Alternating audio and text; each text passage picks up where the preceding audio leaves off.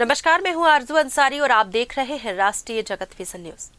पूर्व मुख्यमंत्री भूपेश बघेल के बयान पर उप मुख्यमंत्री विजय शर्मा ने तीखा पलटवार किया है।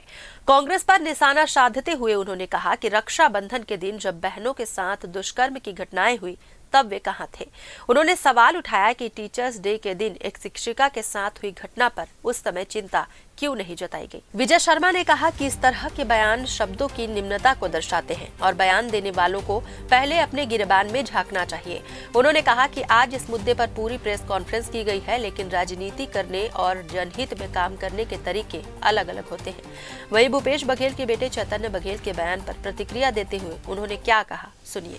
कीड़े वाले पानी पिलाए गए और ऐसा सभी के साथ होता है, इंजेक्शन लगाया करते थे, खाना मिलता है, कैदी इंजेक्शन एक ही रूम में टॉयलेट है, इस तरह का वो कह रहे हैं। देखिए, फ़र्क ये है कि आपको कहाँ कहाँ राजनीति करनी है, कहाँ नहीं करनी है। वही जेल है, वही सेल है, वहाँ मैं भी था। वही जेल है, वही सेल है, वो भी थे। मैं बाहर निकल के आया, मैंने नहीं कही कोई बातें वहाँ की ऐसा है या वैसा है। मेरी बात समझ रहे हैं?